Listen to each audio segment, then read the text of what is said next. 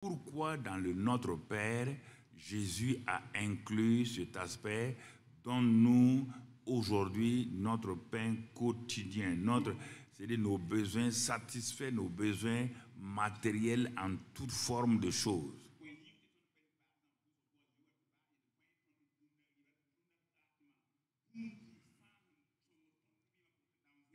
Est-ce que c'est parce que Jésus est venu qu'il a dit qu'on doit prier comme ça? Non. Retournons au commencement. Chaque fois on dit au commencement. Dans Genèse on dit au commencement. Dans Jean on dit au commencement. Donc qu'est-ce qu'il y avait au commencement? Si ce qui est au commencement, tu n'as pas compris, tu ne comprendras pas ce qui est au milieu et ce qui est à la fin.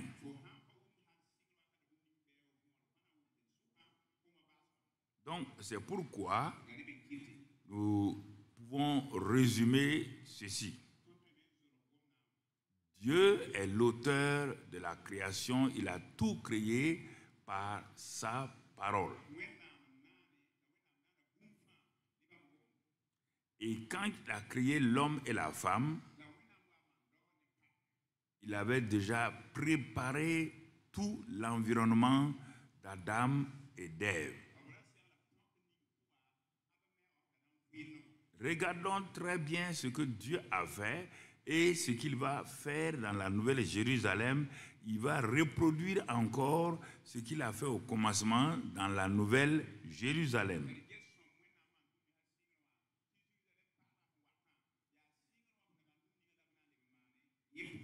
Regardez, il est le pourvoyeur souverain de tout ce que l'homme devrait avoir sur la terre.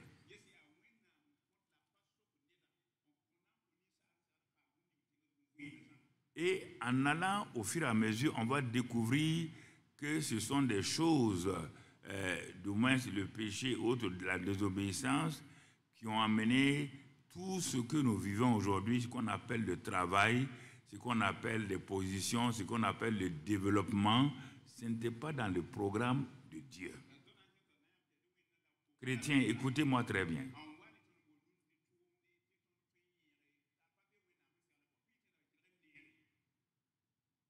Il avait tout créé, tout était parfait. Et c'est pourquoi le 7e jour, Dieu est entré dans un repos, non pas parce qu'il était fatigué, parce qu'il a tout regardé, comme son fils plus tard va dire dans Jean 19, tout est accompli. Le Père avait déjà dit ça, il est entré dans le repos, donc dans Genèse 1, et il s'est reposé le 7e jour qu'il a déclaré un jour mis à part.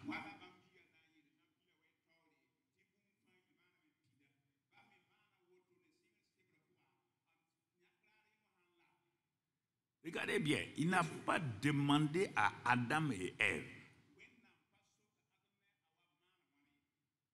qu'est-ce qu'ils vont manger, qu'est-ce qu'ils vont boire, comment vont-ils vivre.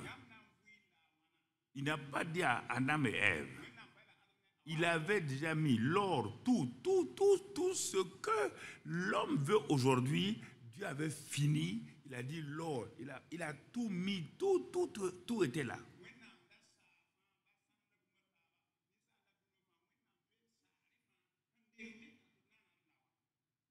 Et il leur a montré les nourritures, l'eau, tout.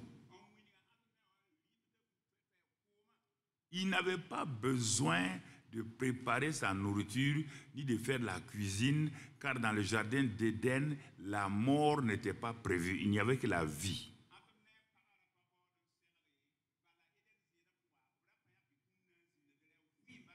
Sauf qu'il les a prévenus que si maintenant ils ne vont pas vers la vie, eux-mêmes vont introduire la mort dans leur système de vie, dans leur principe de vie.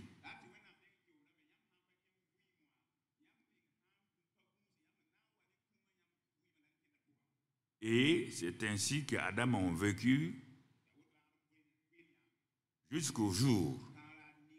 Et l'ennemi va attaquer justement ce qu'il va nous créer et que jusqu'à présent, il nous fait vivre dans cette situation-là.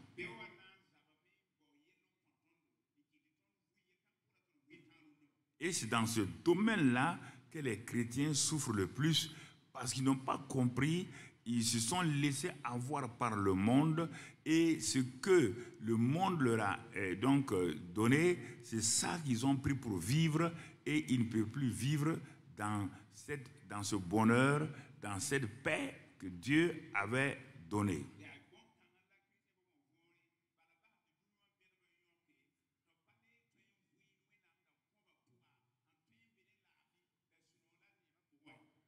Alors, il est arrivé à séduire la femme et l'homme a péché parce que lui n'était pas séduit. Il était la création originelle.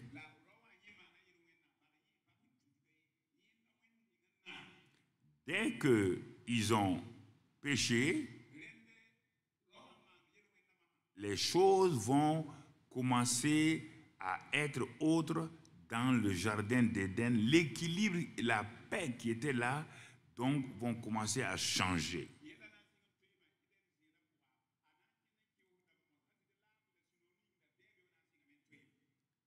Regardez ce que Dieu dit. Dieu parle au serpent d'abord. Il parle à la femme d'abord. La femme dit, le serpent m'a séduite et j'en ai mangé. Dieu s'adresse au serpent et il dit au serpent qu'il sera maudit.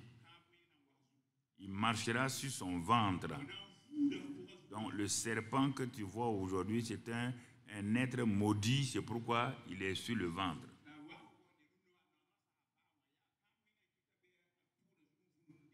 Il dit, je mettrai inimitié entre toi et la femme, entre ta postérité et sa postérité. Sa postérité t'écrasera la tête et tu lui blesseras le talon. Il dit à la femme, j'augmenterai la souffrance de tes grossesses, tu enfanteras avec douleur et tes désirs se porteront vers ton mari, mais ton mari dominera sur toi. Il dit à l'homme, puisque tu as écouté la voix de ta femme et que tu as mangé de l'arbre au sujet duquel je t'avais donné cet ordre à toi, je t'ai dit, tu n'en mangeras point. Comme tu as mangé, le sol sera maudit à cause de toi. C'est à force de peine que tu en tireras ta nourriture tous les jours de ta vie. Donc, il produira des épines et des ronces, et tu mangeras de l'herbe des champs. C'est à la sueur de ton visage que tu mangeras du pain, jusqu'à ce que tu ailles donc dans la poussière, parce que tu es poussière. Regardez entre le Genèse 1 et le Genèse 3, les choses ont changé. Le mot pain apparaît dans Genèse 3. Et Dieu lit cela à la sueur du visage de l'homme. Et l'ennemi a pris cette expression, a mis dans la bouche des gens aujourd'hui. Non, chacun doit manger à la sueur de son front. Même les pasteurs disent ça, ils maudissent leur église. C'est une expression de malédiction. Ah oui, mais on doit manger à la sueur de son front. Hein? Donc, ce que Jésus est venu pour enlever là, ça ne sert pas. Regardez bien, faites attention à votre vocabulaire. Où avez-vous pris votre vocabulaire? qui vous a impressionné avec le vocabulaire que vous utilisez. Croyant que c'est des paroles normales, si tu ne dis pas ça, les gens, si tu dis mais Dieu est capable de me nourrir, tu as peur que les gens rient de toi. Mais quand il n'y a personne maintenant, tu dis à Dieu pour voir mes besoins. Il dit, ah non, publiquement tu m'as honni, donc tu ne peux pas m'honorer en secret.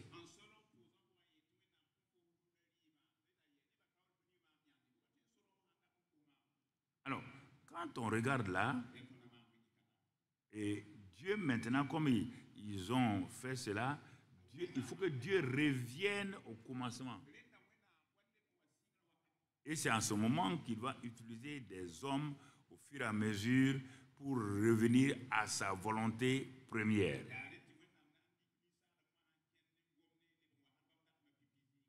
Et ces hommes qu'il va utiliser, il va les utiliser de telle manière concernant leur vie personnelle. On voit leur vie personnelle. Et on va sauter, on va aller jusqu'à Abraham. Quand on arrive à cet homme-là, et que Dieu veut utiliser pour ramener l'humanité à lui, pour que les hommes fassent confiance en lui encore, il veut faire de lui un homme de foi. Et Dieu commence à lui dire, donc sur le plan matériel, physique et tout, Dieu va mettre l'accent sur ça.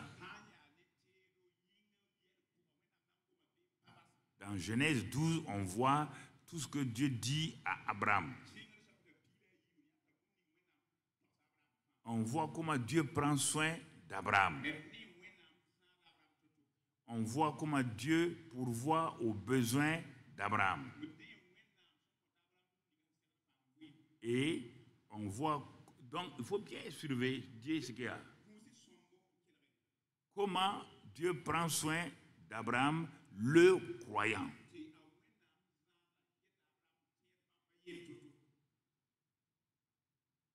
Il n'y avait point d'administration sur la terre. Les hommes dépendaient toujours de la source qui est Dieu. Et c'est pourquoi ils avaient des rencontres spéciales avec Dieu à travers soit les anges ou à travers des gens qu'on appelle Melchisedec. Tous ces gens-là, Dieu était là pour pourvoir toujours aux besoins de l'homme.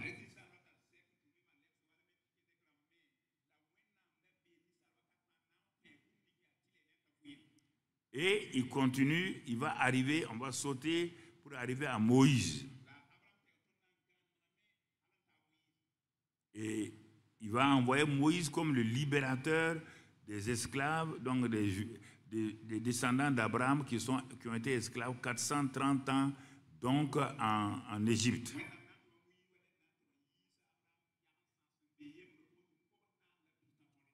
Et là encore, il va leur montrer qu'il est le pourvoyeur. Il va leur montrer qu'il va leur donner le pain et tout. Qu'est-ce que ça veut dire? Et quand on regarde dans Deutéronome 8, on va voir là-bas ce que Dieu a dit et ça va t'amener des esclaves 430 ans.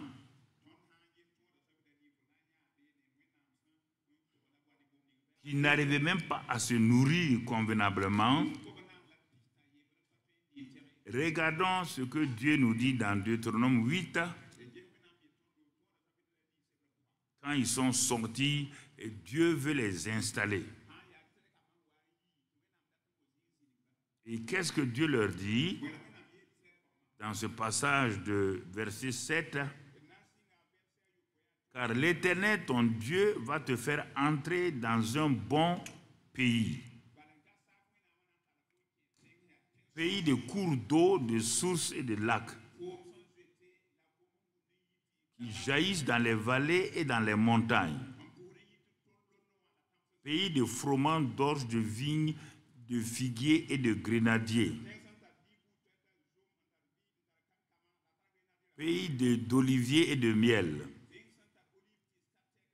Pays où tu mangeras du pain avec abondance, où tu ne manqueras de rien. Pays dont les pierres sont du fer et les montagnes duquel tu tailleras l'airain. Lorsque tu mangeras et tu rassasieras, tu béniras l'Éternel ton Dieu pour le bon pays qu'il t'a donné. Garde-toi d'oublier ton Dieu au point de ne pas observer ses commandements, ses ordonnances et ses lois que je te prescris aujourd'hui. Lorsque tu mangeras, tu rassasieras. Lorsque tu habiteras et bâtiras et habiteras de belles maisons. Lorsque tu verras multiplier ton gros et ton menu bétail. S'augmenter ton argent et ton or. Et s'accroître tout ce qui est à toi. Prends garde que ton cœur ne s'enfle et que tu n'oublies l'Éternel ton Dieu qui t'a fait sortir du pays d'Égypte, la maison de servitude.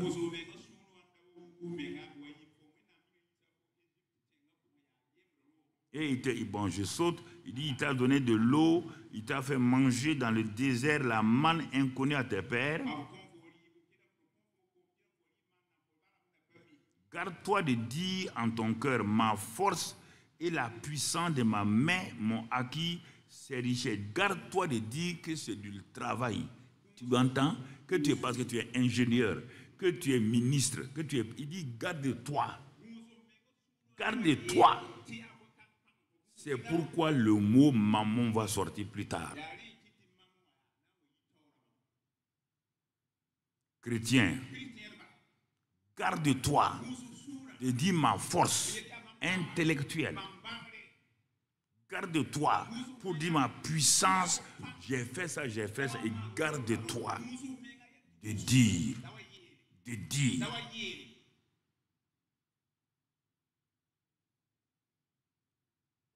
Moi, qui ces choses? Souviens-toi de l'Éternel, ton Dieu, car c'est lui qui te donnera de la force pour les acquérir. On parle de deux mots, force. Lesquels, est-ce qu'ils sont pareils? Non. Parce que quand vous lisez le français, là, le problème c'est que le français, là, c'est le même mot, force, c'est force. Non, ça c'est en hébreu ici. C'est comme quand on dit en français, je t'aime. Ça veut dire quoi? C'est quel amour?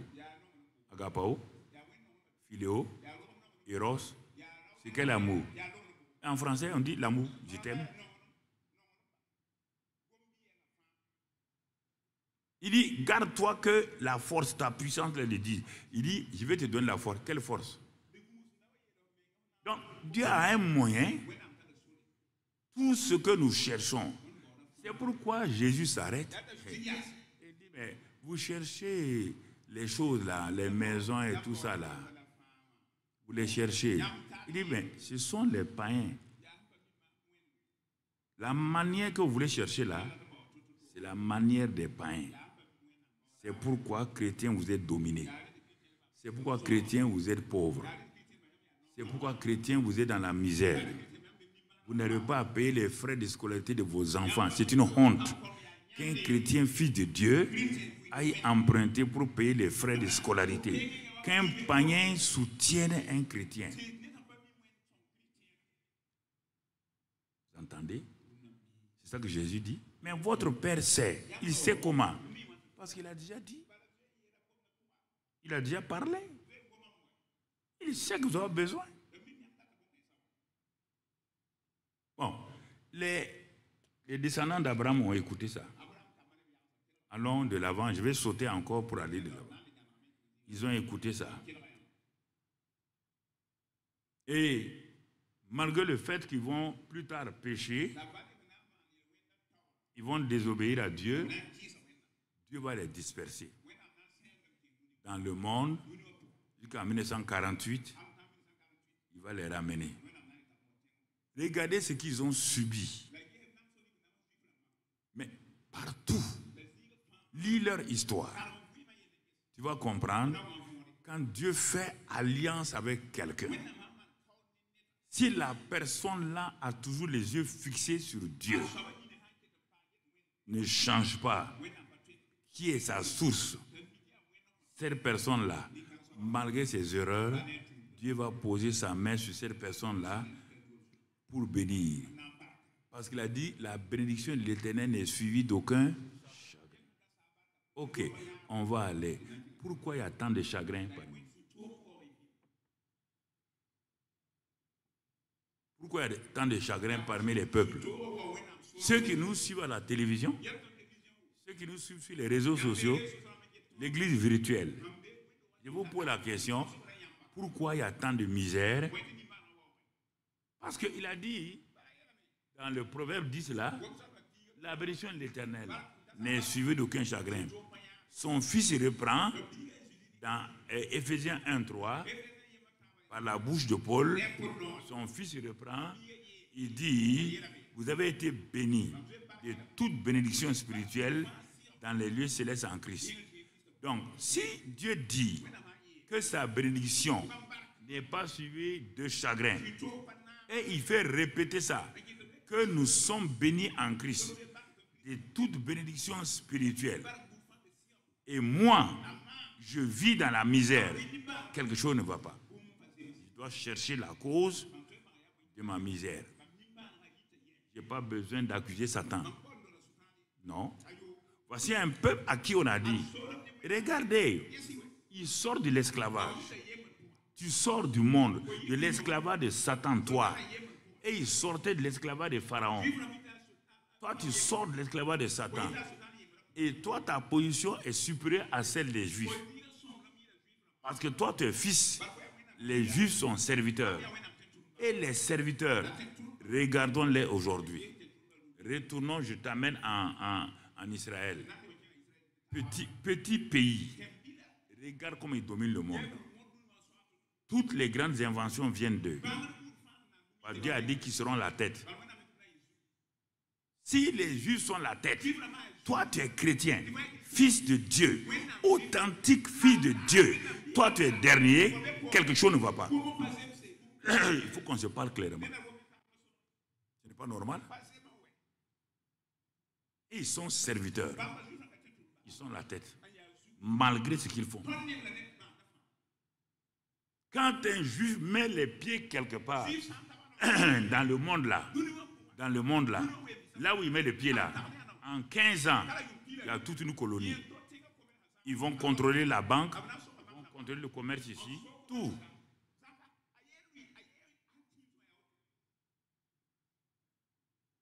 Pourquoi? Parce que la bénédiction là, elle n'est pas annulée par ça. Ils ont suivi beaucoup de choses. Réfléchis. La plupart des savants russes sont juifs. La plupart des savants américains sont juifs. Va au Maroc, va en France, va dans les pays nordiques. Prends les prix Nobel de paix, pas de paix, de sciences, de médecine. Va, si tu dis, quand tu as fini, tape prix Nobel de sciences, quoi, tu vas voir leur nom.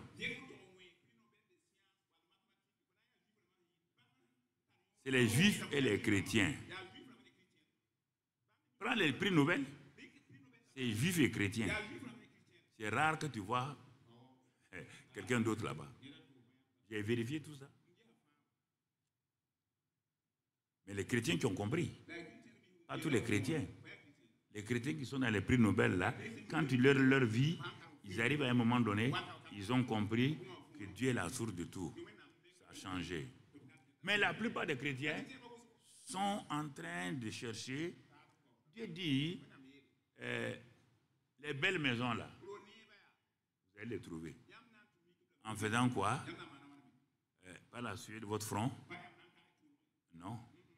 Il dit la sueur de votre front, c'est la souffrance.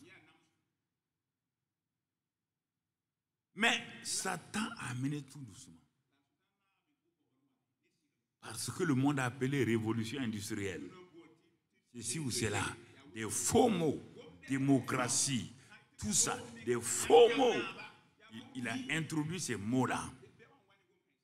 Développement, sous-développement. La plupart des mots économiques sont des mots, des faux mots. La théorie de la demande et de l'offre. Je suis économiste.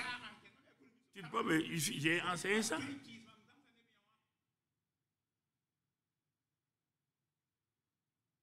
Mais pourquoi malgré ça, le monde n'avance pas? Parce que le monde a délai. Satan a tout fait pour déconnecter. Regardez, il a été intelligent, rusé. Il a fait tout pour déconnecter les chrétiens avec la source de Dieu. Il a pris leur place et il a rendu ces gens riches. Et si tu regardes, le monde est dominé par les gens qui sont avec Satan. Le monde est dominé avec ça.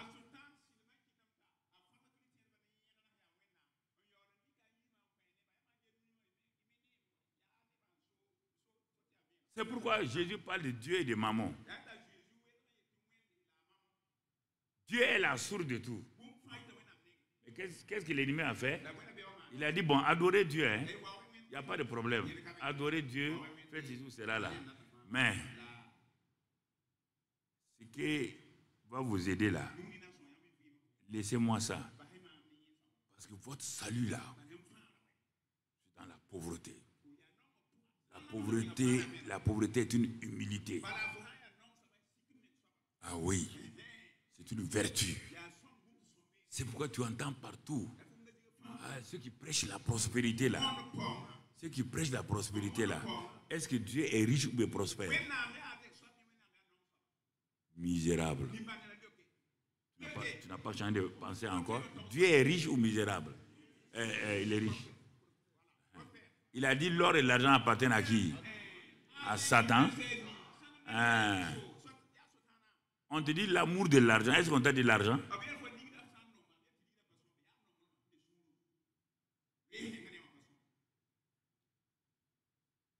Quand les autres religions veulent construire bâtiments, tu les vois, ils ont fait leur bâtiment, ils ont mis l'argent dedans.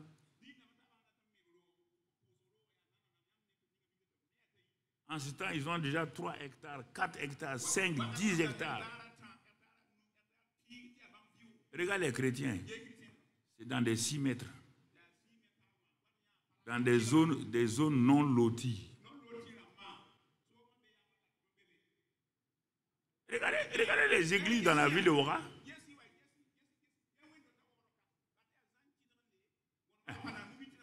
Si tu as dit que l'argent est mauvais, mais Dieu s'assoit et dit, bon, comme l'argent est mauvais, tu te débrouilles pour construire ton église.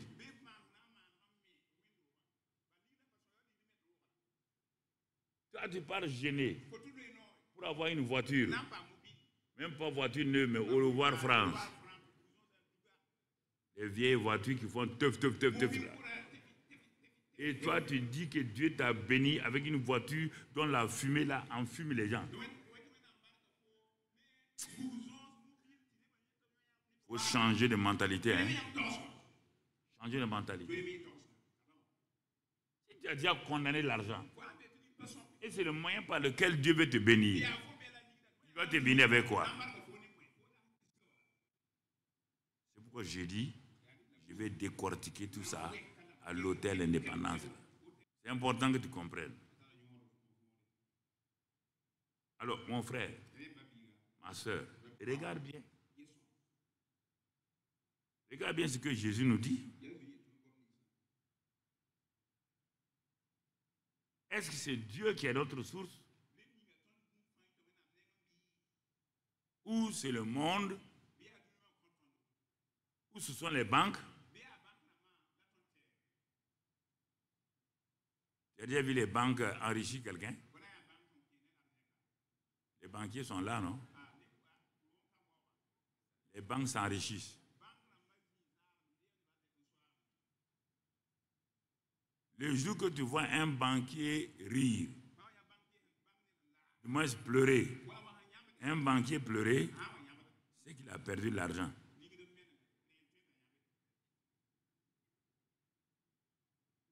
Quand tu vois un banquier, oui, oui, oui, il vient de perdre l'argent.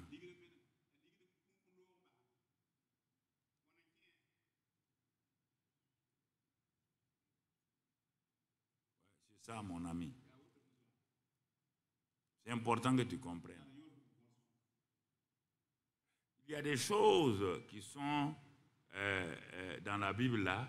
Si vous regardez les Genèse, l'Apocalypse là, la plupart de ce que Dieu dit et Jésus a dit là, c'est concernant notre bien-être sur la terre. Parce que s'il n'y a pas de bien-être sur la terre là, tu ne peux pas attaquer le monde. Tu ne peux pas attaquer Satan.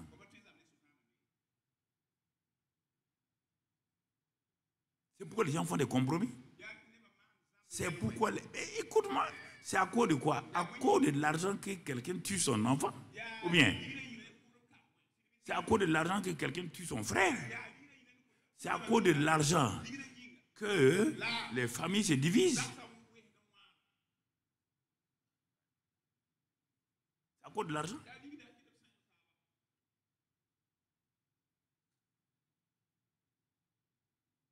Donc, pourquoi? Parce qu'on a déconnecté la prospérité avec la source de la prospérité qui est Dieu lui-même. Il dit, je vous donnerai des maisons, de belles maisons. Je vous donnerai la sagesse, l'intelligence pour faire tout ça là. Si ce n'est pas à cause du fait que Salomon a aimé les femmes étrangères là,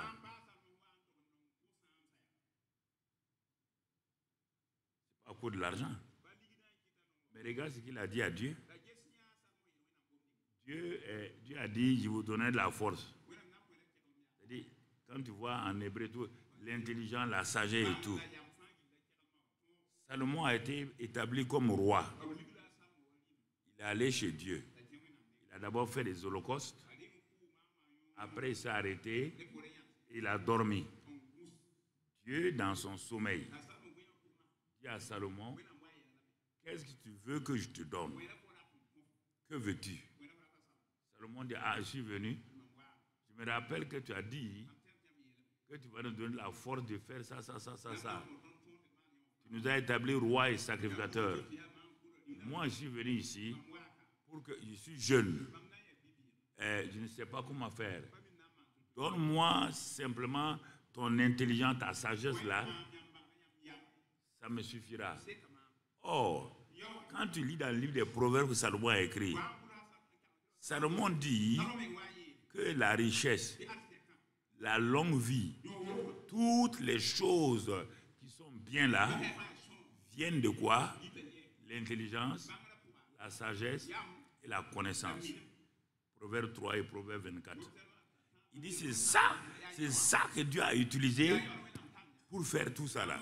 Alors, si Dieu a utilisé ça, quand il a utilisé l'intelligence, la sagesse et la connaissance pour faire le monde matière, ça veut dire que ces trois choses-là ont produit tout ce que l'homme veut pour agir sur la terre.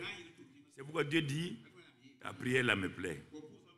Tu n'as pas cherché les moyens, tu as cherché la source.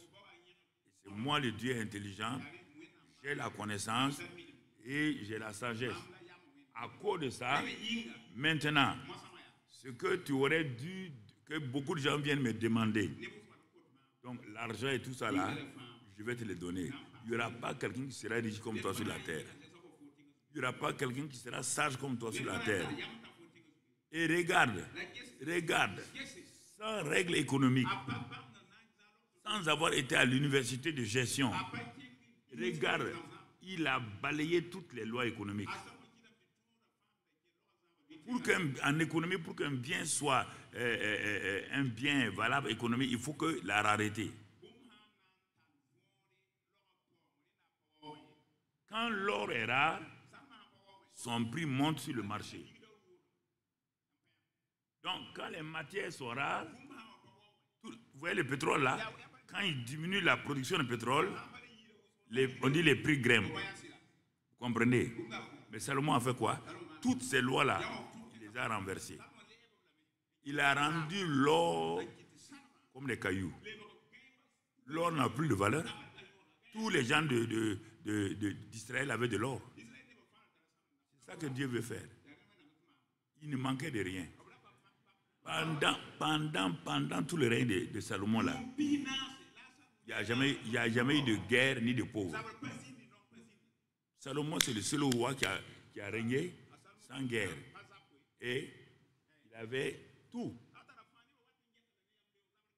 Les gens venaient de partout. Même l'Égypte lui amenait des choses. Le Liban, partout, la Syrie. Même la reine d'Éthiopie, elle a quitté l'Éthiopie jusque là-bas en apportant des biens. Parce qu'il s'est connecté à Dieu. Donc tu vois,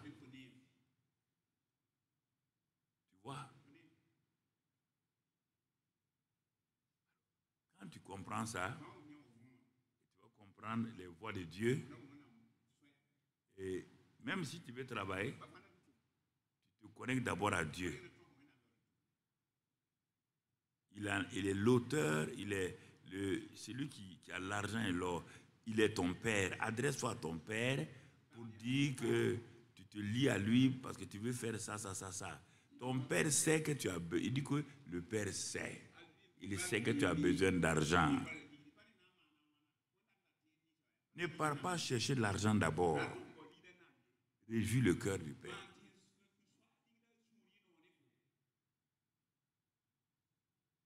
Mais regarde. On dit, ah ben lui là, il travaille dans une ONG. Il touche 5 millions. Tant qu'il va toucher 5 millions là, il semble être heureux. Le voici, on le met à la retraite. 1 an, 2 ans, tu vois cet homme-là, cette femme-là, elle est malheureuse. Parce qu'il a pensé que l'ONG est sa source. L'ONG est un moyen, pas la source.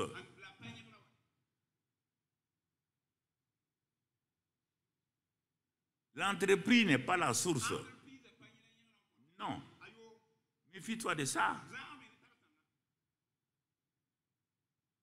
Il y a un homme qui avait un champ d'oranger.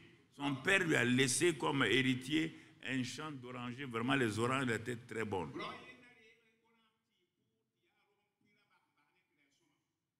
Mais vous savez ce qu'il a fait? Il a commencé à vendre les oranges là partout. Il a développé les circuits commerciaux. Et comme les oranges avaient été bien entretenus par son père, donc les oranges ont continué, les orangers ont continué à produire de bonnes oranges. Mais notre pauvre homme ne savait pas que ce sont les oranges là qui sont la source de son revenu. Il a oublié que c'est les orangers, pas les oranges. La 3e année, oui, il s'attendait à avoir plus. Il a vu que les orangers là ont fané. Et il a perdu plus de 60% des fruits. Les autres voisins qui étaient aussi des agriculteurs sont venus dire au jeune homme là, on t'a regardé. Ton père était un homme très intelligent. Chaque année, à un moment donné, il prenait soin des orangers. Chaque oranger était méticuleusement soigné par ton père. Ton père savait que la source de ses revenus, sa richesse là, ne venait pas des oranges, mais des orangers. Donc il a entretenu les orangers et les orangers ont produit de bonnes oranges. Toi, tu es venu, on te voit seulement, tu t'intéresses aux oranges là. On ne te voit jamais soigner les orangers. Regarde ce que les vers ont fait. Regarde ce que la sécheresse a fait. Il n'a pas pu rattraper donc, son champ d'oranger. Il est devenu pauvre. Tu sais pourquoi tu as un problème? Tu ne t'occupes pas de la source, Dieu lui-même. Tout le temps, tu es en train de chercher comment on va augmenter ton salaire. Quel marché tu auras.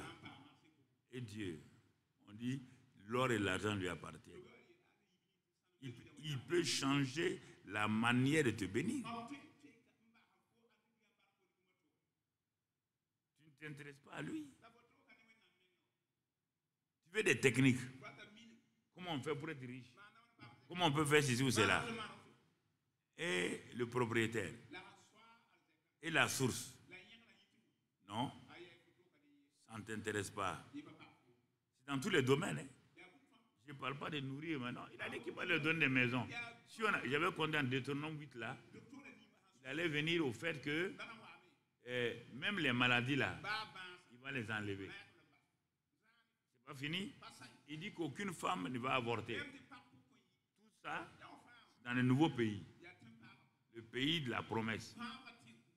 Aujourd'hui, nous on n'a pas ce pays-là, on a le royaume des cieux. Eux, ils avaient Canaan. Or, nous, dans le royaume des cieux, là, le royaume des cieux est supérieur à Canaan. Et c'est nous qui avons le contraire. Réfléchissez. Nous sommes des rois et sacrificateurs. On est nés dans le royaume des cieux.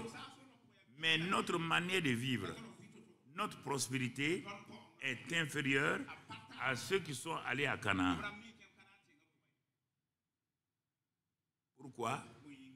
Parce que on est arrivé à nous tourner vers simplement les moyens et laisser la source.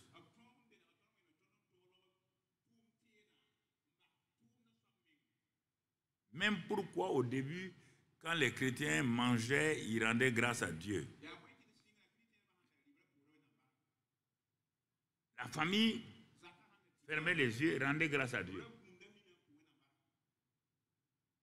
Ça veut dire que même le riz qu'ils mangent là, ça vient de Dieu. C'est pourquoi ils rendaient grâce. Mais j'ai lu le témoignage d'un homme là. Ils ont préparé, c'est un chrétien, on a préparé, posé et tout. Et les enfants étaient là. Donc, quand ils devaient manger, bon, il y a des enfants qui ont regardé pour que le père l'a pris, quoi. Au lieu de prier, il a dit « Attaquez !» Attaquez! Les enfants ont dit « Attaquez !» Papa, tu ne vas pas rendre grâce? Donc, c'est l'attaque là qui a donné la nourriture là. Vous riez, combien d'entre vous, vous ne priez, vous ne rendez plus grâce? Surtout quand vous êtes dans un restaurant, il y a des gens, vous avez honte. Parfois, vous faites comme ça. Merci Jésus, merci. Et puis vous regardez à droite. Si personne ne vous a vu.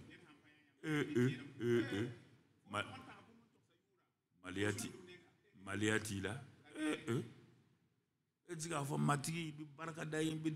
Non, merci Jésus.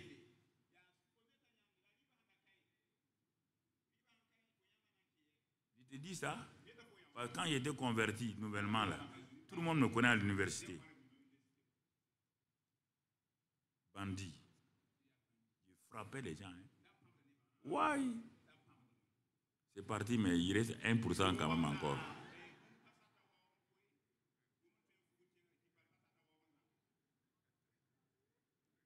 Quand les gens disent Karambri est là, Karambri est là. Ah ouais.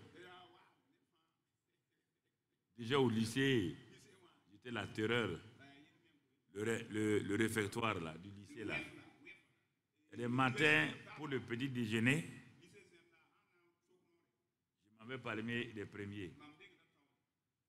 Et quand les cuisiniers venaient ouvrir la porte là, tu sais ce que je faisais? Je me mettais à la porte, la grande porte du restaurant là. J'attrape ça. Tout le lycée est derrière moi, il ne peut pas rentrer. vous ne rentrez pas ici aujourd'hui. Je m'arrêtais. Ils sont derrière moi. Hé, Karambri, vous ne rentrez pas.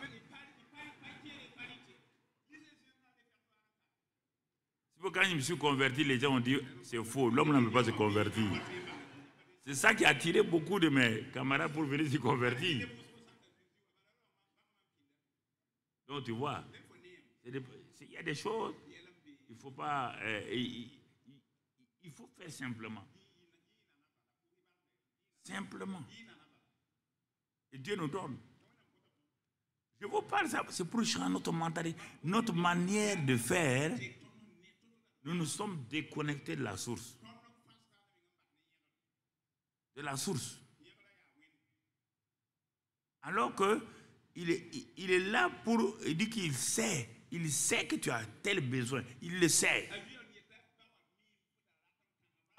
Approche-toi de lui avec humilité et foi. Ne sois pas un mendiant. Parce que tu es son enfant. Non. Et cette attitude que Jésus avait, que Paul avait. Tu comprends? C'est ça qui a fait que les Juifs, jusqu'aujourd'hui, malgré le fait qu'ils n'ont pas encore reconnu Jésus, plusieurs d'entre eux du moins, et Dieu continue à exaucer leurs prières parce qu'il se base sur ça là. Il ne joue pas avec la Sainte Seine, pas comme nous on le fait. Il ne joue pas avec les dîmes et les offrandes. Ça, les Juifs, dès que l'enfant a tel âge là, les sabbats, ils remettent l'argent dans les mains de leurs enfants des choses pour qu'ils donnent.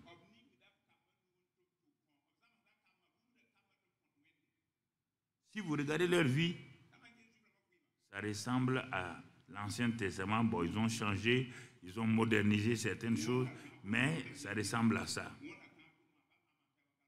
Et c'est pourquoi, même à Pâques, leur Pâques là, la place de l'agneau est toujours là. Donc nous avons transformé Pâques en fête où c'est tendance. Eux, c'est toujours leur tradition. Comme Moïse a dit. Dieu est obligé de les regarder, de pourvoir à leurs besoins, de les protéger, de les garder et de les utiliser. En tout cas, la plupart des inventions dans le monde, c'est eux. Ça, au moins, tout le monde le sait. Alors que nous, normalement, on est supérieurs. On est fils et son serviteur. Comment les serviteurs peuvent être mieux que les fils? On dit que Moïse était serviteur. Et le fils dans sa maison, va lire dans Hébreu, c'est le fils qui dirige tout dans sa maison. Le serviteur ne peut pas. Si Moïse était là aujourd'hui, donc par rapport à nous, il n'avait pas de grande valeur.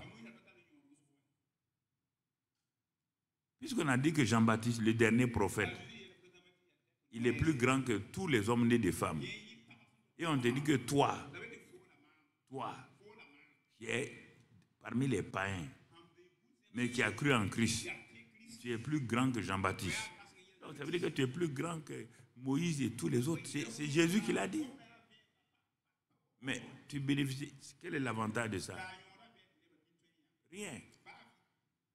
Cette alliance, la nouvelle alliance que nous avons méprisée et qui nous crée des problèmes. Nous avons mis l'accent sur le travail. Nous avons déconnecté avec Dieu. Dieu n'a pas dit que les Juifs ne travaillent pas, mais il leur a dit, les jours qu'ils s'appuient sur leur propre force là, ils ont un problème. Alors que les chrétiens parfois ont une vie dichotomique, ça veut dire séparée. Il y a Dieu ici, on va à l'église, on prie, on fait ça. Mais pour le travail là, c'est nous, nos techniques, nos temps. Dieu dit ok, Tu as oublié pour faire le travail là. Il te faut l'intelligence, la sagesse et tout. Mais si tu te déconnectes de moi, qui va te donner la sagesse? Tu n'as pas vu des bêtes salelles, des jeunes à qui j'ai donné la sagesse? Ils ont fait de grandes choses.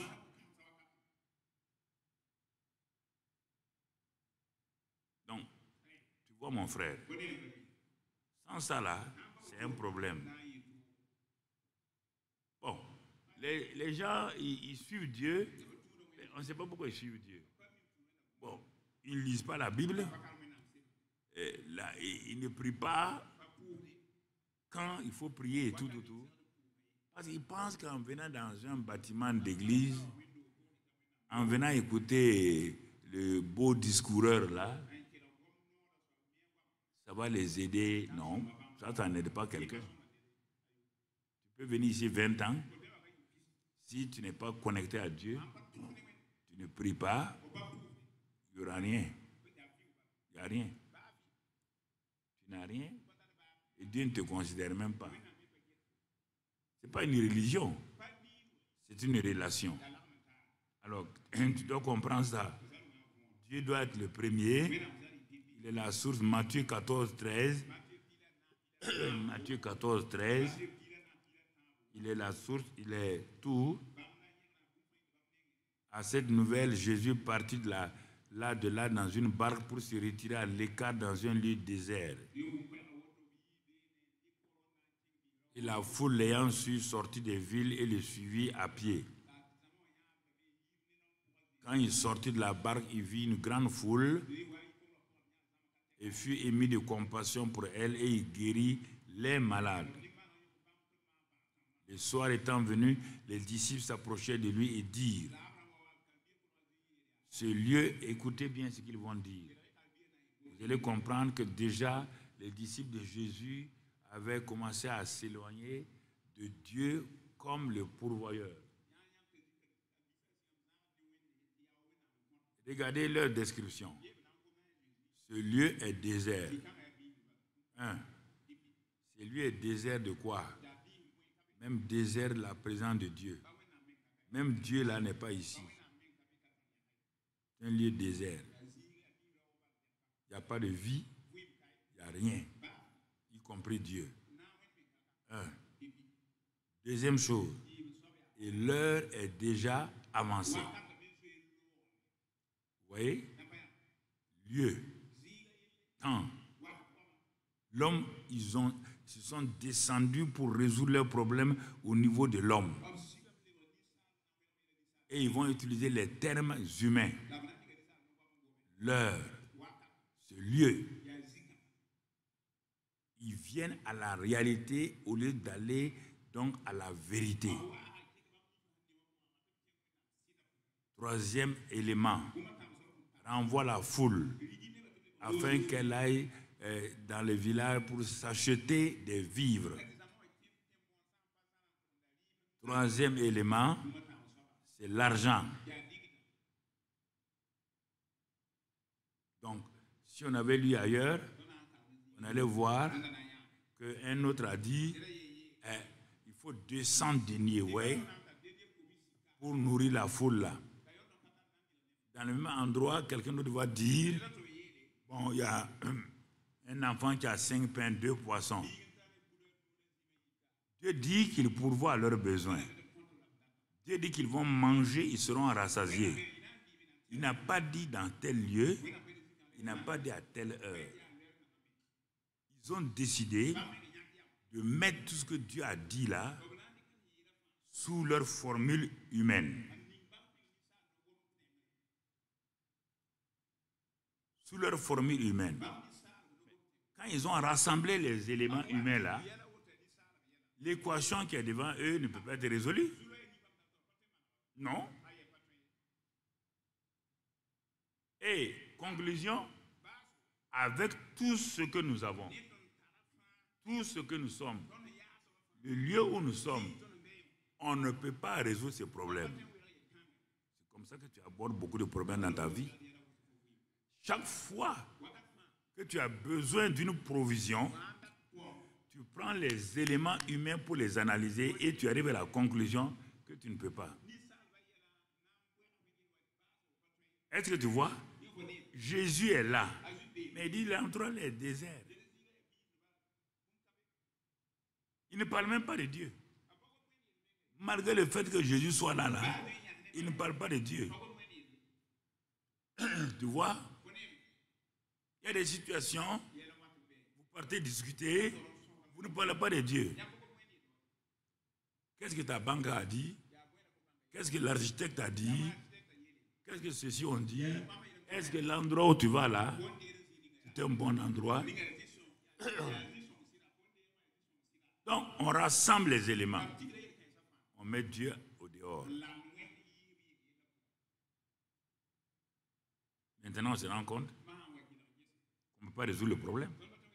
C'est normal. La source, vous l'avez coupée. Et vous voulez prier. Vous voulez prier qui? Puisque vous avez dit que le lieu est désert, que ce lieu-là, c'est simplement programmé pour être contrôlé humainement. Jésus revient pour leur parler. Qu'est-ce qu'il leur dit? Jésus leur dit quoi? Il dit, ils n'ont pas besoin de s'en aller. Donnez-leur vous-même à manger.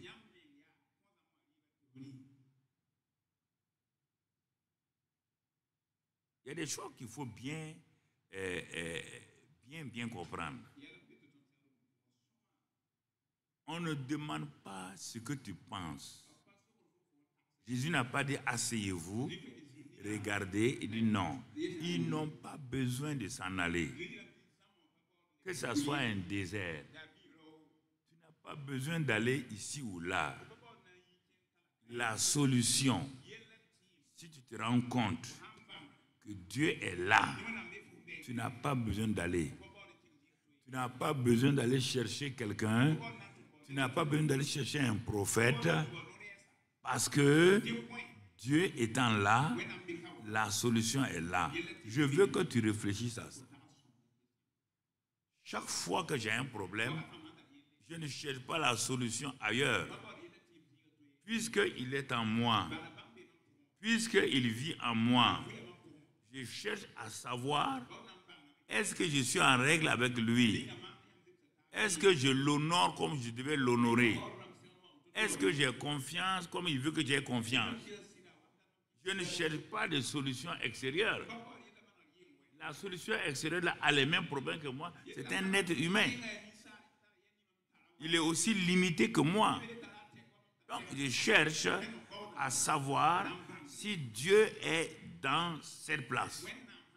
Si Dieu est dans ce lieu.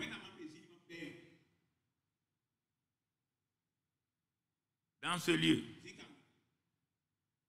Je cherche à savoir. Tu comprends?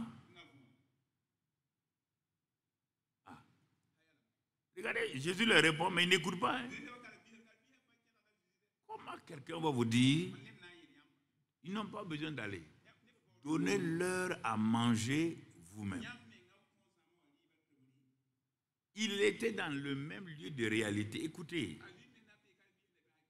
Jésus a su que c'était un désert. Il le savait, comme les disciples. Il savait qu'il n'y a pas de boulangerie, ni aucune boucherie, ni rien. Il savait que ses disciples n'avaient pas l'argent, car parmi les disciples, là, il avait son trésorier appelé Judas.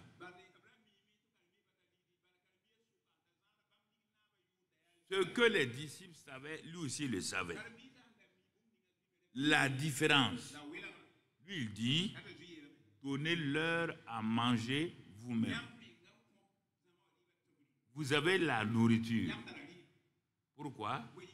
Parce que puisque vous êtes connecté à Dieu, selon ma pensée, dit Jésus,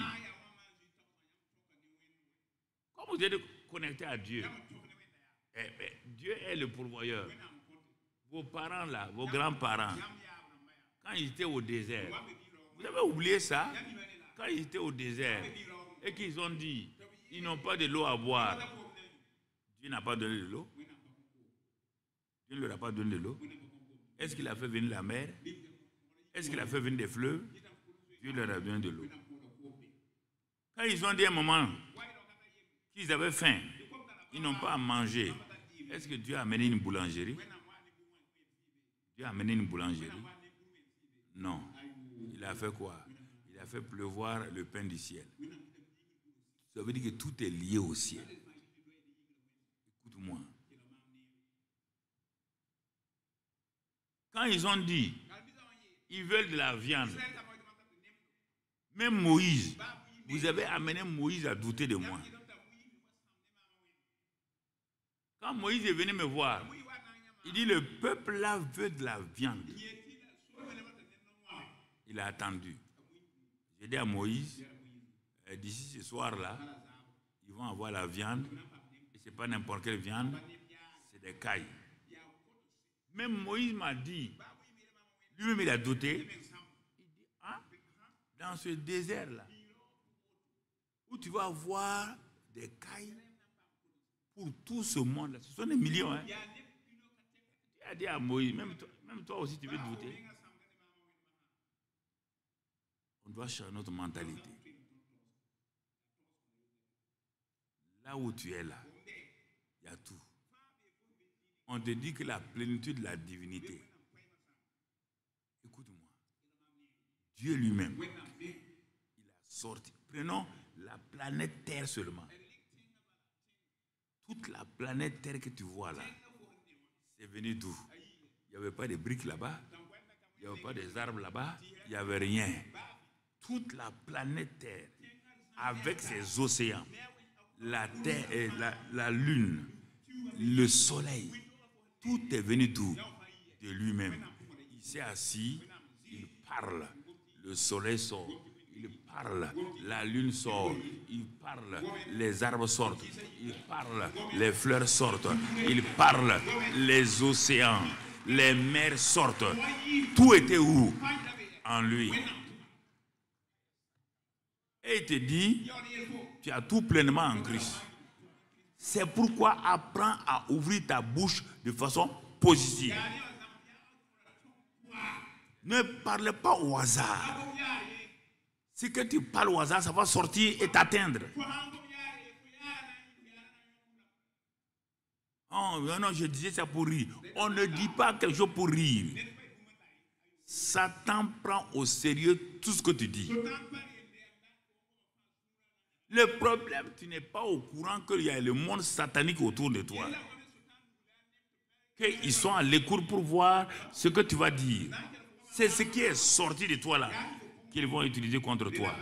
Satan n'a rien d'autre. Il va utiliser quoi contre toi? Regarde. Il va utiliser quoi contre toi? Tes propres paroles.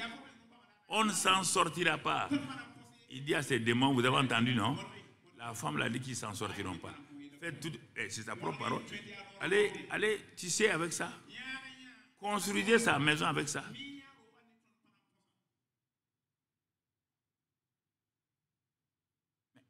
Dieu a tout fait par la parole, ou bien? Genèse 1 là. Tu avais Dieu demander à l'ange Gabriel, donne-moi des briques. Hein? Non, je ne sais pas. Quand vous lisez la Bible, si vous ne croyez pas ça là, vous voulez qu'on fasse quoi? Qui peut vous aider? Celui qui a dit à Dieu, c'est le Saint-Esprit. Il a dit au Père, ah, il y a des ténèbres partout. Hein? Il a lancé une demande au Père. Le Père a répondu par la parole. Il a répondu par la parole. Il a pourvu. Réfléchis. Jésus dit, ah bon? Donnez-leur vous à manger. Vous avez la nourriture. Ah, ils ont calculé, bon, ils ont dit à la fin, Jésus dit, ok, très bien. Pour quand même vous faire un cours simple, apportez-moi les 5 pains et les 2 poissons. Ils ont apporté cela. Il a dit, bon, faites aligner les gens par rangée de 1000. On a rangé les gens par rangée de 1000. Chacun se pose la question, qu'est-ce qu'il va faire? Il y a assez de provisions là où tu es. Jusqu'à quand vous allez limiter Dieu quand il est présent? Pourquoi vous pensez que Dieu ne peut pas faire ça, que Dieu est limité ici, que Dieu est limité là? Tant que vous n'allez pas briser les barrières intellectuelles, psychiques de votre âme, vous n'allez pas voir que Dieu est réellement illimité.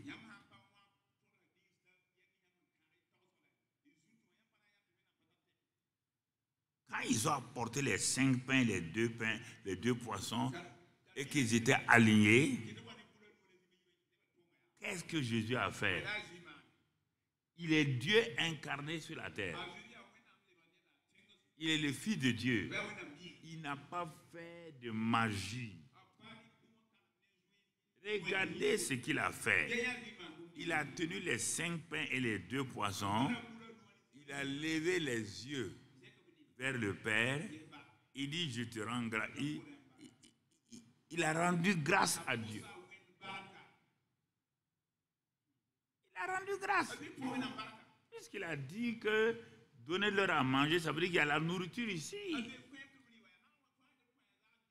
Il a levé les 2 poissons et les 5 pains.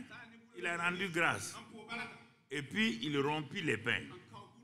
Et va les donner à ses disciples. Et que chacun donne ces pains-là dans sa rangée de 1000 personnes. Oui, quand il y a ces choses-là, si vous croyez que ce sont des histoires, il faut quitter le christianisme. Parce qu'il n'y a pas ta place. S'il y a un seul mensonge dans la Bible là, il faut partir, il faut partir. Ta place, non, il n'y a plus de place pour toi. Tu vas faire quoi avec un Dieu menteur? Un Dieu menteur, toi tu le pries, il va te donner quoi? Ça, j'ai décidé qu'il n'y a pas ce type-là sur la terre qui va me faire douter. Je ne comprends pas, mais je refuse de douter. Il a dit, il a dit. Il a dit, si tu veux quitter la pauvreté, dans le livre des Proverbes, j'ai lu ça quand je suis revenu. Quand je suis revenu au Burkina, quand j'ai commencé à travailler, il m'a dit, si tu veux réussir, j'ai lu Proverbe. J'arrive dans un endroit, il dit paresseux, va vers la fourmi, regarde. Va vers la fourmi. Elle n'a ni chef ni rien. Mais regarde comment elle travaille, regarde comment elle se nourrit, regarde. Si moi, je peux nourrir ces fourmis, et tout, et toi, tu es mon fils, j'ai pris ma voiture, je suis allé en brousse. Dieu a dit, va vers la fourmi, regarde. Et chercher les grandes fourmilières, là, bien ronds. Et ils ont un chemin. J'ai posé ma voiture, je me suis assis. J'ai regardé là où ils sortaient. Et je suis allé là, il y avait un champ. Ils venaient de loin. Ils sont allés ramasser le mil. Ils viennent. Quand ils viennent, ceux qui ont déjà déposé le mil dans la fourmilière et ceux qui venaient là, je regardais, ils se touchent comme ça. Je ne sais pas comment, qu'est-ce qui se communique. Ils se touchent et puis continuent. Et ils sont allés entasser. J'ai regardé tout ce que Dieu a dit dans le livre de Proverbes, c'est ça. J'ai dit à Dieu, moi, je vais être pratique. Je vais être pratique. Il y a plein de choses, Dieu a dit, j'ai vérifié. Dès que j'ai vu que c'est vrai, je ne vais pas douter de Dieu. L'aspersion. Donc tu vois ici, quand Jésus a levé les yeux, il a coupé les poings, il a donné. Bon, si toi, si tu étais aujourd'hui là, tu vas appeler Jésus quoi? Tu vas lui donner un nom? Ah oui. L'église d'aujourd'hui, là, allez dire que non, non. Ça, c'est la magie. Si ta tête, c'est tout le temps magie, et tu n'es pas un magicien, tu vas faire quoi? Laisse les gens. Vous avez peur des critiques. Critique n'a jamais tué quelqu'un. Sinon, je serais enterré 10 fois. Mon cher, on m'a critiqué de là jusqu'aux orteils. Toutes sortes de noms. Multipliez-vous. Et ils n'ont pas ce qu'ils ont prophétisé sur moi. C'est une prophétie. Ben oui. On dit quand à Koulouba, quand je prêche, arrivé au milieu de la prédication, que j'éteins les lumières.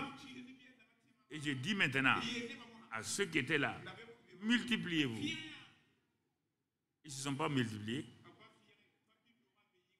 Ce n'est pas vous leurs enfants. C'est pas vous leurs enfants, non? Hein? Vous êtes des enfants du diable. Vous êtes les enfants de la multiplication. Mais c'est une prophétie. Multipliez-vous. On s'est multiplié. Il y avait une tente ici. Le pasteur était sous une tente. Qui se rappelle de ça? Il y avait une tente ici, dans le quartier là. Le pasteur là, il n'a fait que me bénir. Un jour, il envoie ses jeunes que de venir ici. Que ici là, Karambiri là, il a donné moto, voiture à tout le monde. Que tous ceux qui viennent ici là sont riches. Est-ce que ça aussi il faut aller voir? Ils sont venus. Il y avait la maisonnette là. Il n'y avait même pas de bâtiment ici. Mais ils sont venus prophétiser. Et le papa là a dit que de venir voir. Il dit ok. Vous avez vu, non? Les enfants sont plus partis. Ils ont dit si on devient riche ici là, nous on préfère rester ici, on ne part plus là-bas. J'ai envoyé quelqu'un leur dire au papa là, de ne pas continuer à me bénir. Tout ce qu'il va dire là, c'est ça qui va se passer. Que ce sont des gens qui parlent gros français. Ce n'est pas vous aujourd'hui. Vous ne parlez pas gros français, non?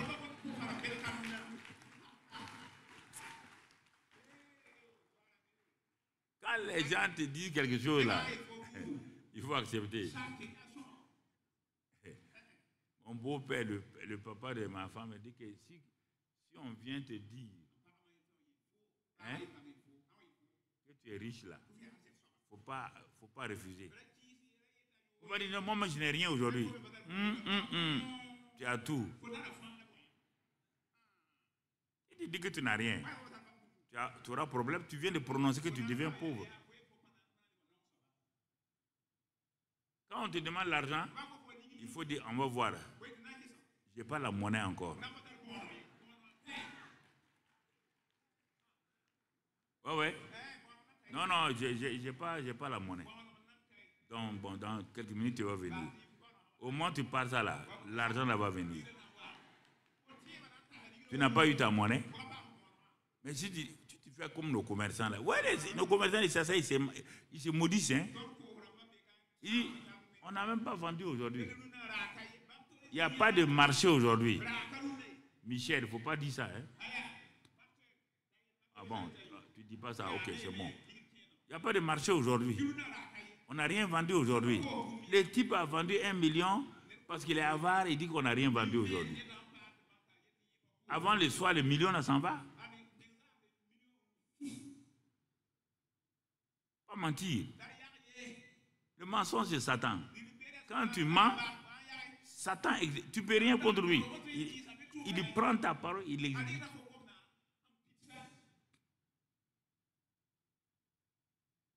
Jésus dit, vous avez ça. Et la preuve, ils ont montré. Donc, c'est pourquoi, frère, Je ne vais pas aller loin, puisqu'on va continuer dans ça là. Et Dieu dit que si lui, il a tout donné, il a donné son fils en sacrifice, il dit, mais si j'ai donné mon fils là, qu'est-ce que je peux te refuser? Mon fils est supérieur à tout. Ça, dans Romains 8, 32. S'il n'a pas épargné son fils, il l'a donné pour toi. Pourquoi va-t-il refuser de te donner les choses matérielles? Il pose la question. À quoi est-ce que je suis insensé de donner mon fils unique, mon bon fils, l'unique? Je te le donne alors que tu n'as rien fait pour moi. Alors que tu es mon ennemi. Je t'ai donné mon fils. Maintenant, tu es devenu un fils à la place de mon fils. Comment je vais te refuser les choses matérielles alors que je t'ai donné ce qui me coûtait le plus cher, mon fils? Réfléchis, il nous pose la question. Il nous pose la question. Donc, vous voyez là, il a pourvu à tous leurs besoins primordiaux, les besoins. Quand tu regardes, j'ai noté, quand tu regardes, et quand il a envoyé Élie, il a donné à un corbeau de venir nourrir Élie matin soir. Quand il a vu que la veuve de Sarepta n'avait plus rien, il a envoyé même Élie pour aller chez la veuve là, pour que la veuve là soit nourrie pendant 3 ans. Nourrie 3 ans. Tu entends? Quand Élie même était découragé, il partait, il fuyait dans le désert. Dieu a envoyé un ange pour lui faire de la galette et lui donner de l'eau fraîche. Quand la veuve a crié à Élisée, mon mari est mort, le prophète est mort. Je me suis rendu compte que j'ai fait une erreur, j'ai cru que c'est mon mari qui était ma source pour la nourriture et tout. On a tellement souffert que j'ai pris de l'argent avec un commerçant et le commerçant avait prendre mes enfants maintenant pour en faire des esclaves. Toi, ton mari est prophète et il faisait des choses devant toi.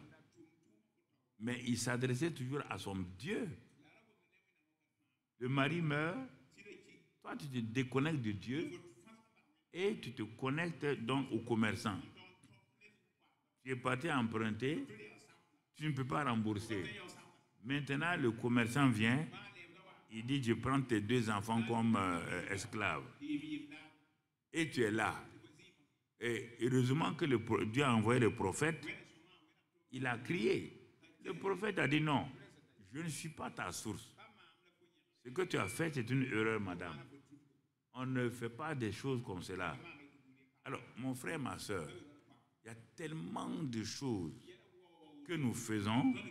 Après, on est malheureux. Après, on a des difficultés. Et on ne sait plus quoi faire. Il dit, bon, oh, tu as quoi chez toi? Bon, tu vas partir. Elle dit, un vase d'huile. Présente ça à Dieu. Et par la foi, envoie des gens chercher des cruches.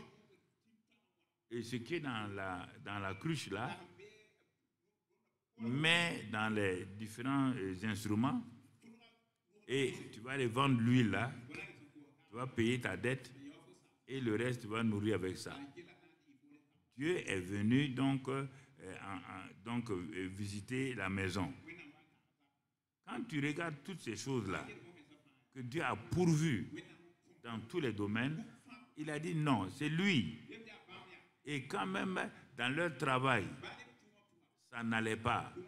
Il y avait une pêche infructueuse. 2 fois, il a fait cela. Dans Luc 5 et dans Jean 20, je crois, il a amené la pêche fructueuse, miraculeuse. Il a dit, avancez, jetez vos filets. Tout ça, ce sont des choses pratiques. C'est pas, ne croyez pas qu'on parle ici des pierres, non, on parle de toi. Il dit, avancez et jetez le filet pour pêcher. Les gens ont dit, mais non, nous on est des pêcheurs professionnels. Selon les techniques de la pêche, on ne peut pas pêcher en plein jour comme ça avec des filets et puis en eau profonde. Non. Mais Pierre a dit, on a travaillé toute la nuit, on a fait nos efforts et on n'a pas réussi. Mais sur ta parole, je vais jeter le filet. Vous voyez encore, la réalité est là. Le lac est vide. La réalité, le lac est vide. Et les techniques que tu veux nous dire là ne sont pas utilisables en plein jour. Mais comme tu as donné la parole, alors en ce moment-là, je vais dire la parole. Et je sais que ça va réussir. C'est ça qu'il a fait. Il a dit qu'il pourvoit à tous nos besoins. C'est ça que Paul a dit, selon sa richesse. Il dit, vous avez donné pour pourvoir aux besoins des gens. Mon Dieu va pourvoir à tous vos besoins selon sa richesse. Donc, vous voyez, on lui dit, il y a un mariage qui est en échec. Il y aura la honte. Il dit, qu'est-ce qu'il faut? Il nous faut du vin nouveau. Il a pourvu au vin nouveau. Tu entends? Il dit à Philippe, il y a un Éthiopien qui est là-bas, va lui enseigner. Philippe enseigne l'Éthiopien. Mais au moment où il enseignait, l'Éthiopien avec son char se sont éloignés de Jérusalem. Maintenant, quand il a baptisé l'Éthiopien, Dieu dit, l'Éthiopien dit, monsieur, qu'est-ce que vous allez faire? Il dit, mon Dieu pourvoira. Et avant que l'Éthiopien ne sache, Dieu a pris Philippe avec son char et l'a amené à Azote. Il n'y a pas un domaine. Si vous avez confiance que Dieu ne va pas venir à votre secours.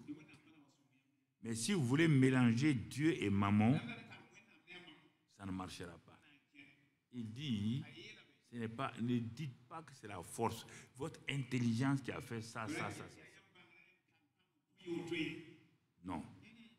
Non. Il dit, moi-même, je vais vous donner la sagesse pour vous nourrir, pour faire ça. C'est pourquoi David a découvert, il a écrit le psaume 23. Il dit, moi, ce que j'ai constaté, le parallèle entre le naturel et le spirituel fonctionne toujours.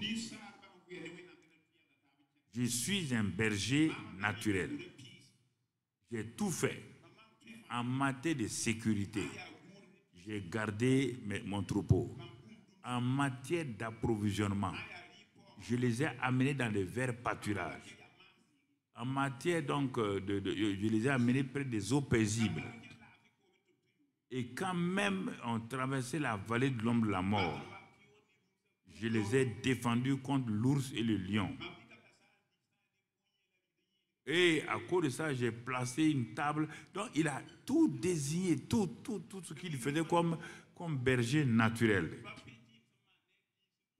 Mais il dit, mais si l'Éternel est mon berger, de même que naturellement, mon troupeau n'a manqué de rien, moi aussi, je ne manquerai de rien. Donc, vous voyez, frères et sœurs, mais maintenant, si toi, tu ne suis pas ça, c'est un problème. C'est tout un problème. Il dit, mais David dit que lui, en tout cas, selon son expérience, lui, il était jeune. Il a grandi. Il a vieilli. Il n'a jamais vu le juste abandonné ou sa postérité mendiant. Si vous vous dites que vous êtes pauvre, que vous n'arrivez pas à manger, moi, David, j'ai grandi en tant que petit berger. J'ai vieilli. Je suis en train de mourir. Je n'ai jamais vu le juste là. Je n'ai pas dit le riche, hein, le juste là. Donc, manquer de nourriture et sa postérité en train de mendier. Je ne peux pas dire de mensonge. C'est ce que j'ai vu. Il dit pourquoi? Parlez juste là. Dans le psaume 112, dans le psaume 121, dans tous ces passages-là, il s'appuie sur Dieu et il voit que Dieu nourrit toute sa famille. Il dit, mais vous connaissez les oiseaux? Avez-vous déjà vu un oiseau avec un chant? On dit non. Mais tu as vu aussi un oiseau mourir de faim? On dit non. Il dit, tu connais les fleurs, non? Il dit, oui, il y a des fleurs. Il y a des roses, il y a tout. Et il dit, même Salomon, là, qui était très riche, là, est-ce qu'il a été habillé comme les fleurs? Regarde comment j'ai entretenu les fleurs. Et il a commencé à comparer les choses les plus faibles avec les hommes. Pour dire que mais si moi je fais ça pour des animaux, pour des oiseaux, et je vais refuser de vous nourrir, il dit ce n'est pas possible. Ce n'est pas possible. Donc, bien-aimés frères et sœurs, il faut regarder attentivement ce que Dieu nous dit. Parce qu'on a été habitué à être assisté. Les mots qu'on doit adresser à Dieu, on les adresse. Parfois, les gens écrivent « Ah, mais papa, sans toi, là, je peux m'en sortir. » Quand je vois ça, ça me décourage. Toi, tu es chrétien avec moi. Moi, je t'enseigne. Moi-même, là, je dépends de qui? Moi, je ne suis pas ta source. Tu me mets en problème avec Dieu. Tu me mets face à face avec Dieu. Et je ne tombe pas dans ce piège-là. Si moi je réponds favorablement à cette prière-là, à cette lettre-là, je me mets contre Dieu. Il a dit de ne pas regarder aux hommes. Malheur à un homme qui s'appuie sur un homme. Donc, il n'y a pas d'humilité en disant à quelqu'un, sans toi là, je ne peux rien faire. Sans toi là, je ne m'en sortirai pas. Si toi tu crois à ça, tu es en train de combattre Dieu. C'est Dieu qui est sa source. Montre-lui, frère, Dieu est ta source. Il ne faut pas faire attention aux mots qu'on t'envoie là. Ce sont des pièges que Satan met dans ces choses-là. Ah, mes yeux sont sur toi, hein? Non. Hébreux 12, 2, 3 dit, il dit, fixez vos yeux sur Jésus-Christ, le chef et le consommateur de notre foi, pas sur un homme. Un homme n'a rien à te donner.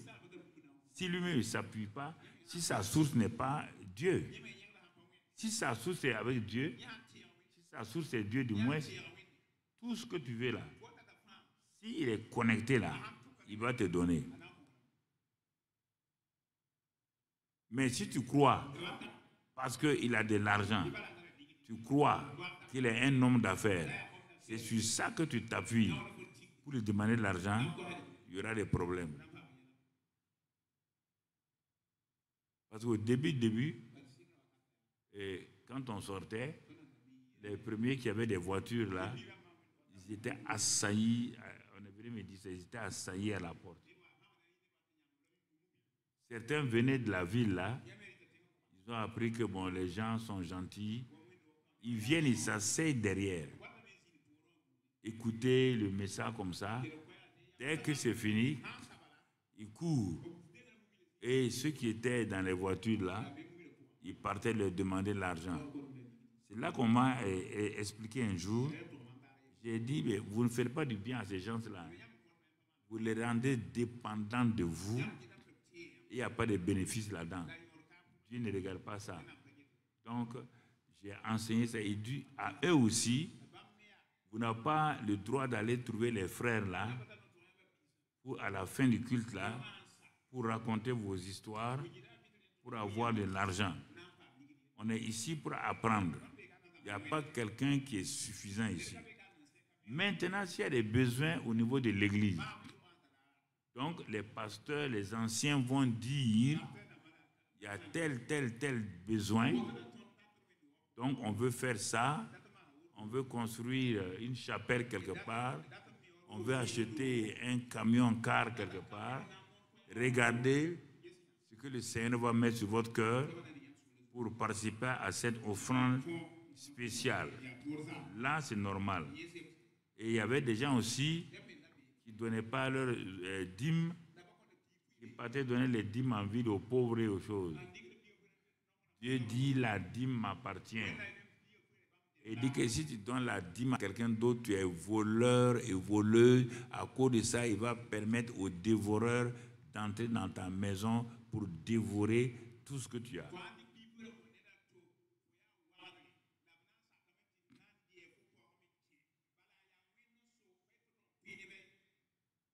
Et je vous ai raconté l'autre jour qu'il y avait une femme, quand elle a commencé à donner les dîmes,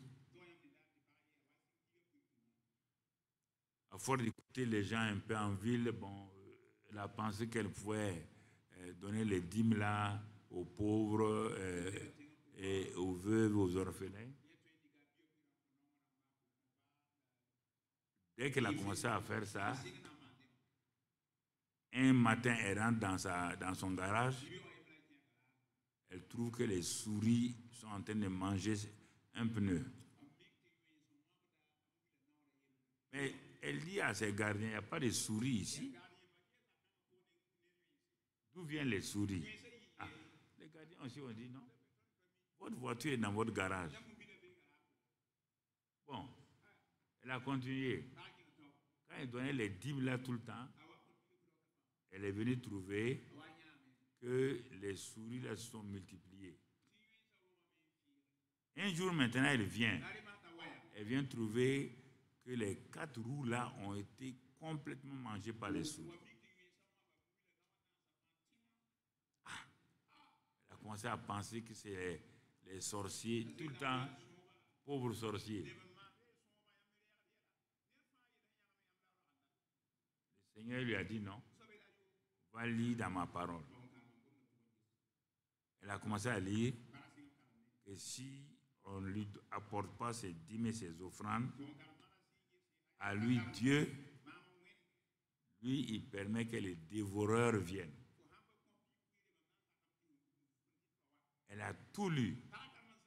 Elle dit, mais si tu te répands, tu reviens, non seulement je vais empêcher les dévoreurs de dévorer tes biens, et je vais faire de nouvelles choses dans ta vie. Je vais montrer à tout le monde que tu es spécial aux yeux de tous ceux qui sont là. La pauvre dame s'est mise à genoux, là, dans son garage. Elle a crié à Dieu. Et quand elle a crié à Dieu, elle s'est repentie. Elle a dit, Seigneur, je ne veux plus voler. Tu as dit tes choses. Et dès qu'elle a fait ça, le dimanche prochain, il n'y a aucune souris dans son garage. Elle a dit, hein? Dieu m'a enseigné par des souris. Moi-même, je te parle, je faisais comme ça. En 1975-76, et j'étais dans le dénuement total, malgré le fait que j'étais directeur. Rien ne marchait.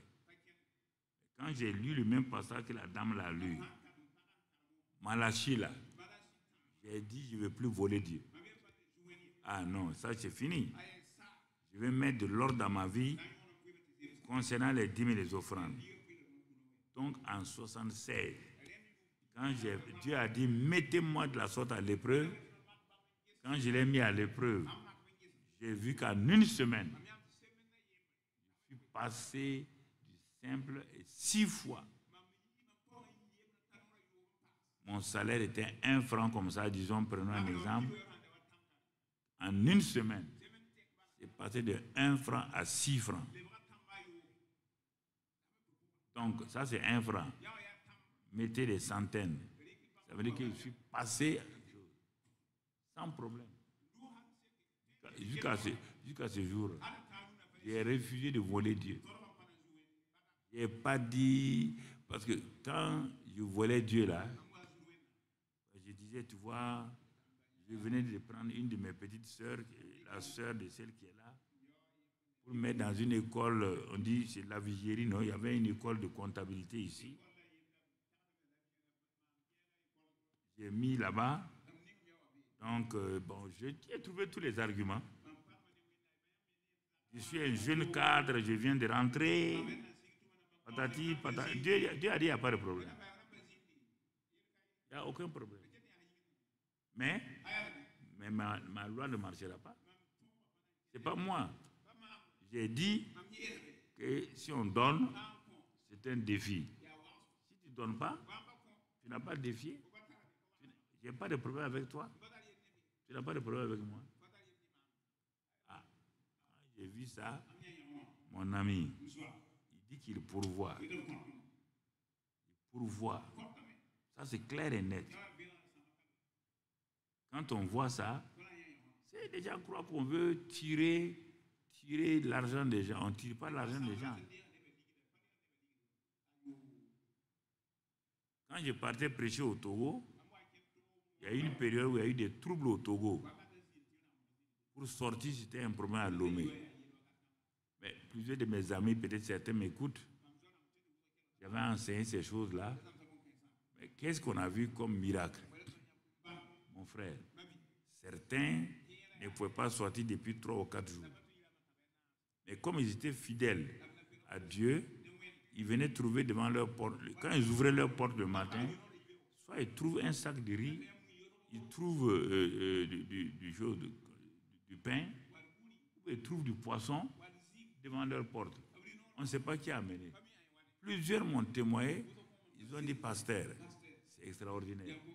Mais ce que tu enseignes là, on a vu ça. Ah, moi aussi, j'ai pratiqué ça. C'est ça. C'est important que nous voyons ça. Il y a plein de gens qui n'avaient pas à manger. Les gens sont venus de Kaya quand j'étais de l'autre côté. Ils m'ont dit qu'il ne pleut pas dans leur champ. Ils ont tout fait là. Ils sont vraiment dans la sécheresse, la famine. En ce temps, on n'a pas déménagé ici. J'ai dit, bon, donc à s'asseoir. Le peu que je connaissais, je les ai enseigné ça. J'ai dit, bon, cette année-là, vous partez. Et vous partez. Et vous allez partir avec l'onction d'huile, je crois. Ils sont allés, ils ont fait. En octobre, ils sont venus. Ils sont venus me voir. Ils ont dit, les meilleurs chants, c'est leur chant. Toute la région a dit, comment vous avez fait?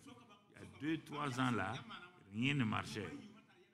Ah, ils ont dit, il y a un jeune pasteur à Ouaga là, qui commence son ministère. C'est lui qui nous a enseigné. Ce que je te dis aujourd'hui, et qu'on va sûrement prolonger et donner tout cela, c'est pour t'aider toi-même. Ce n'est pas moi. Ne laisse pas les gens te tromper. Regarde nos pasteurs, les pasteurs africains en province. Est-ce que vous pensez que l'ambassadeur d'un pays, le ministre d'un pays, n'arrive pas à payer son loyer, n'arrive pas à nourrir ses enfants? Est-ce que vous trouverez que c'est normal? Si les ministres, s'il est ambassadeur, s'il est un envoyé dans un pays, et on apprend qu'il n'a pas à manger, il n'a pas à boire, c'est une honte pour le pays. Et vous pensez que un pasteur du royaume des cieux, réfléchissez vous-même, il ne faut pas essayer de vous mentir, un pasteur du royaume des cieux qui n'a même pas de vélo, qui n'a même pas de moto, qui n'a pas de maison, qui n'arrive pas à mettre ses enfants à l'école, il n'arrive pas à manger, et vous dites que c'est un homme de Dieu qui sert Dieu, et ce Dieu-là n'est pas reconnaissant pour nourrir son serviteur. Ah, si vous me dites que ça là il est béni, c'est que vous êtes fou. J'ai dit vous êtes fou. Le grand Dieu là maltraite ses serviteurs. Et Satan lui ne maltraite pas ses serviteurs. Et les hommes de ce monde là, où vous travaillez, dans l'entreprise, ils font tout pour vous entretenir. Ce sont les enfants de Dieu que Dieu abandonne. Il ne les donne pas à manger, il ne les donne rien. Et vous me dites que ce Dieu-là est bon. Ah! Est-ce que vous connaissez le mot bon? Non. Je vais vous laisser ici pour que vous réfléchissiez. Puis je vais continuer. Pas aujourd'hui. Tant que vous n'êtes pas sorti de ça, vous allez aller où? Vous allez progresser comment? Si sur le plan matériel et financier, vous êtes esclave de l'ennemi, vous allez vivre comment? Je vous pose la question. Quand tu sors partout, c'est l'argent. Tu ne peux rien faire sans argent. Ou bien? Non. Il y a quelqu'un ici qui peut faire ici, là, aujourd'hui, sans argent, autre chose. Hein? Et vraiment, comment on peut vous mentir comme ça? Que la prospérité n'est pas bien.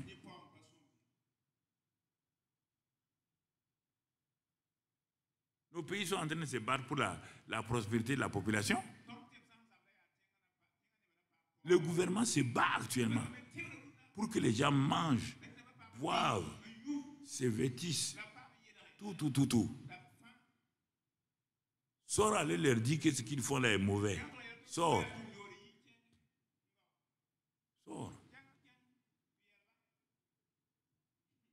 Et on dit aux chrétiens que ce n'est pas comme ça. Bon. Et pourtant, quand on te donne l'argent tout de suite, tu vas bénir la personne comme jamais. Donc, vous voyez, frères et sœurs, on va s'arrêter là. Et c'est pour vous faire réfléchir. Ne reste pas dans l'esprit de pauvreté. Ça ne te servira à rien. Ça ne te servira à rien. Donc, c'est pourquoi le psalmiste dit, ne me rends pas pauvre. Que je te maudisse. Ne me rends pas aussi trop riche pour que je ne t'oublie pas. Donc, tu vois, la pauvreté amène la malédiction. Trop de richesse amène l'orgueil. Il faut être au milieu des deux. Si tu veux être riche, dis à Dieu, donne-moi l'esprit de libéralité. C'est-à-dire que l'esprit de libéralité va faire que ta richesse ne t'élève pas, tu vas donner. Donc, financer le royaume des cieux, et là, tu es équilibré. Mais avoir des comptes en banque chargés et tu ne pourvois pas aux besoins des pauvres. On est celui qui donne aux pauvres prête à Dieu. Tu ne donnes pas à tes frères, tu ne donnes pas à tes sœurs. Le compte en banque est là. Là, mon ami, tu n'es pas riche. Tu es avare. Et quand tu es avare, va lire dans la Bible, tu verras ce qui est réservé aux avares. Donc, mon frère, c'est comme cela. Si tu fais ça, Dieu va t'aider. On va prier. Écoute-moi, on va prier. C'est simple là. Il y a toutes sortes de prières là-dedans. Ici, là, on ne va pas prier pour toi. Il faut que toi-même tu écoutes. Si tu veux la prière, tu viens au séminaire sur la prospérité. Excellent Père de grâce, merci ce matin pour ton peuple, afin de les éclairer, de leur donner la révélation. Tu as dit la révélation de tes paroles éclaire, elle donne l'intelligence aux simples. Merci pour tous tes bienfaits. Merci pour ton amour. Merci pour ta grâce. Merci pour ta fidélité. Nous te sommes reconnaissants parce que tu veux que nous allions de l'avant, sortir de nos train-train, entrer dans la réalité de Dieu. Père, sois béni et sois loué. Pose ta bonne main sur tous ceux qui ce midi ont écouté la parole de Dieu. Guide-les, garde-les, renouvelle-les, Donne-leur de pratiquer ces choses et d'être des instruments de bénédiction pour le peuple. Merci, parce que tu nous as entendus, tu nous as saisis et ta grâce est là sur nous. Sois béni et sois loué au nom de Jésus-Christ. Amen. Amen.